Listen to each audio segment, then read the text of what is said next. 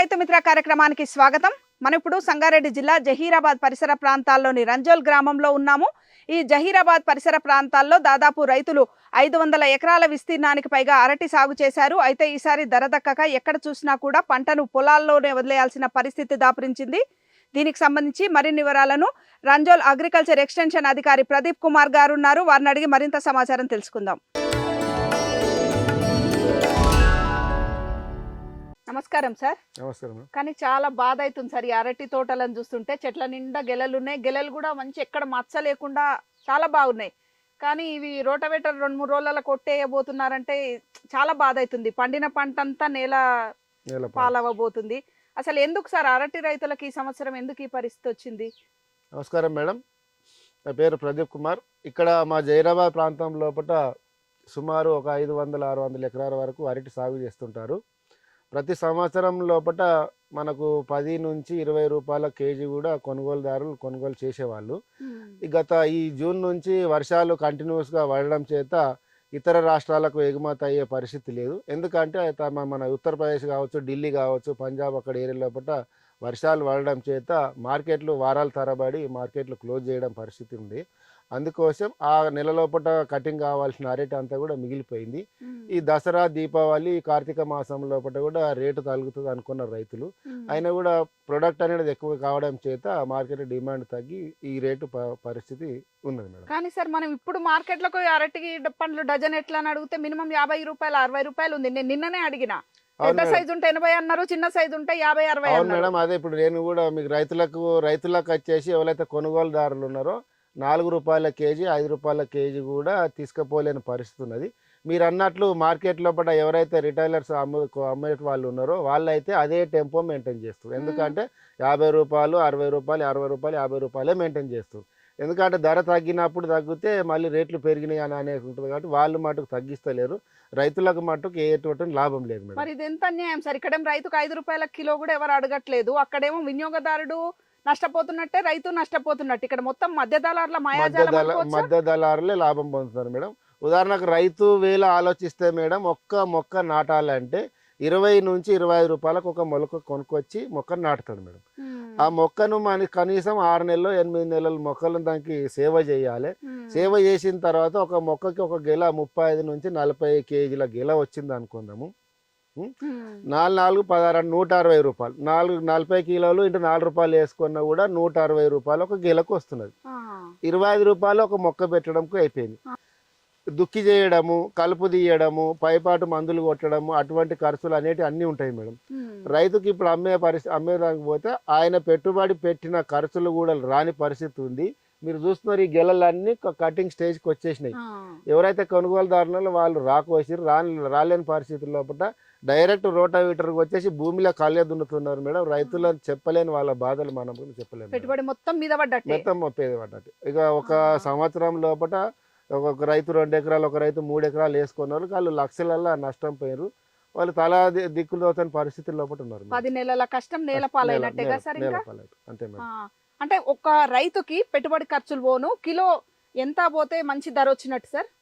15 నుంచి 20 రూపాయలు, 22 రూపాయలు వస్తే ఒక సరైన ధర వచ్చినట్టు. 10 రూపాయలు ఖర్చులకు పోను కూడా ఒక 15 రూపాయలు కేజీ దగ్గర రైతుకు మిగిలితే కొంచెం నిలదొక్కగలుగుతాడు మేడం. మరి 5 రూపాయలు 4 రూపాయలు అంటే ఎక్కడ మేడం? అందుకే అంటే 5-4 రూపాయలు పెడితే వీళ్ళకు కోపించిన ఖర్చులు కూడా వెళ్ళవేమో, అందుకే వదిలేసిరు. ఇప్పుడు కటింగ్ చేసుకోకపోతే 4 రూపాయలు తీసుకోకపోతే వానికి కూడా లేదు కాబట్టి కట్ చేస్తలేడు. మీరు చూసిరు, మీకు విజువల్ చూసుకున్నాము. చెట్ల పైన పనులు అయిపోతున్నాయి, కింద పడి కూలిపోతున్నాయి.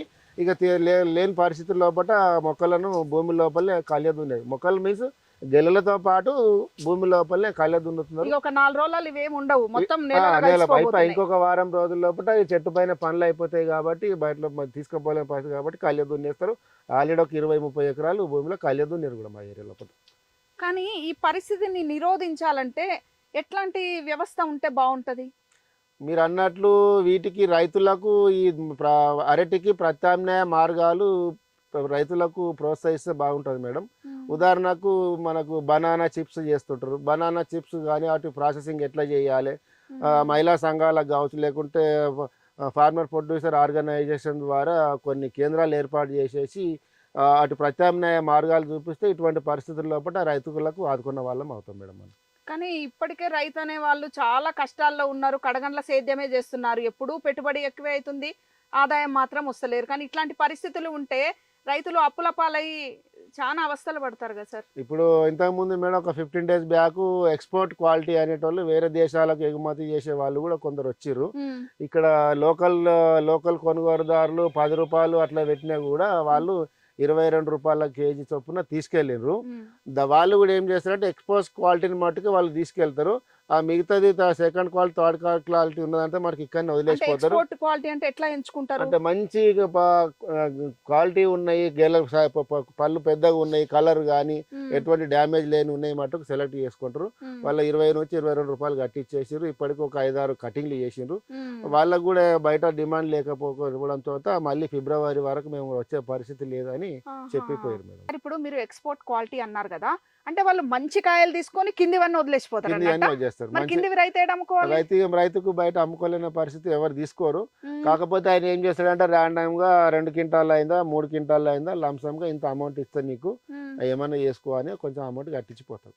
అవి ఇక్కడనే పడిపోతాయి. మిగిలిపోయినవి ఉన్నాయి, మనకు రైపనింగ్ చాంబర్సా లేవు, అటువంటి చేసే పరిస్థితి లేదు కాబట్టి వదిలేస్తారు అంతే, ఏం చేయలేరు మేడం. ఇప్పుడు పెద్ద పెద్ద గేటెడ్ కమ్యూనిటీలు ఉంటారు, అంటే 100 ఫ్లాట్లు ఉండేటోళ్ళు, అట్లాంటి వాళ్ళు తీసుకపోయినా కూడా వాళ్ళకు రైపనింగ్ చాంబర్స్ ఉండవు. అవును మేడం, రైతు లెవెల్లో కూడా అతనికి రైపనింగ్ చాంబర్స్ అవి ఉంటే అలా పళ్ళు చేసేసి బయట మీరు అన్నట్ల గేటెడ్ కమ్యూనిటీ సెంటర్ లో పోయి అమ్మడం అటువంటి తీసుకుంటారు, అట్లా ఆపడతారు. అటువంటి ఫెసిలిటీస్ కల్పిస్తే బాగుంటారు రైతు లెవెల్ లోపల. సార్ ఇప్పుడు మరి తోట పరిస్థితి కిందంగా కూడా కొన్ని పిలకలు కూడా వస్తున్నాయి. మరి ఇప్పుడు అరటి చెట్టు అంటే ఒక చెట్టు ఒకటే గెలేస్తుంది కదా, మరి ఆ పిలకలు ఉంచుతారా ఇప్పుడు అవి తీస్తారా? జనరల్ గా ఏం చేస్తారు మేడం? ఇప్పుడు ఈ ఇప్పుడు ఎప్పుడైతే ఈ మెయిన్ మొక్క ఏదైతే ఉన్నదో ఫ్లవర్ అంటే పూత ఎప్పుడైతే వదులుతుంటుందో ఆ టైం లోపల పక్క నుంచి వచ్చే 4-5 పిలకలకి వెళ్ళి మనకు ఆరోగ్యంగా ఉన్న ఒక పిలకని మట్టుకు వదిలేస్తారు. మిగతా అన్ని కట్ చేస్తారు. అక్కడ ఫ్లవరింగ్ వచ్చిందంటే ఇక్కడ పిలకని వదిలేస్తుంటాడు. ఆ ఫ్లవరింగ్ వచ్చి గెల వచ్చేసి అది 3 నెలలు 4 నెలలు టైం తీసుకుంటది. ఆ కటింగ్ అయ్యే లోపల ఇది కూడా ఇంత హైట్ లోకి వచ్చేసి దాన్ని సెకండ్ క్రాప్ అంటే రటన్ క్రాప్ కింద ఆ పిలకని వదిలేసుకొని అట్లా చేసుకోవడానికి అవకాశం ఉంటుంది. ఇప్పుడు ఈ సెకండ్ క్రాప్ ఉంచుకున్నది ఎప్పటికి వస్తుంది ఇట్లా గెల?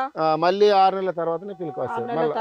పిలక వస్తుంది అంటే మనకు అందాదా ఉగాది అవతల వస్తుంది. మళ్ళీ ఉగాది తర్వాత ఏప్రిల్ మేల అట్లా వచ్చేస్తుంది. మళ్ళీ ఇప్పుడు బలమైన పిలకను చూసి రైతు ఉంచుకుంటున్నారు అంతే.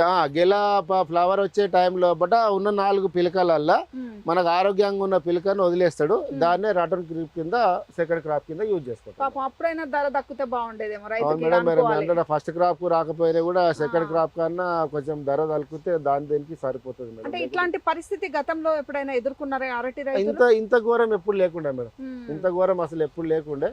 లోకల్ మార్కెట్ లో మంచి డిమాండ్ ఉంటుండే, మరి ఇంత దారుణం అయితే ఎప్పుడు. ఎందుకంటే రైతుకు మొత్తం పంట పండించే వరకే 15 రూపాయలు అవుతుంది కిలో కాయ వండించాలంటే. 5 రూపాయలు అంటే ఎంత ఆగం అసలు. ఇదైతే పెద్ద దెబ్బే కదా సార్ అరటి రైతులకు? చాలా కోలుకోని దెబ్బ, చాలా కష్టం మేడం. Thank you sir. నమస్తే మేడం.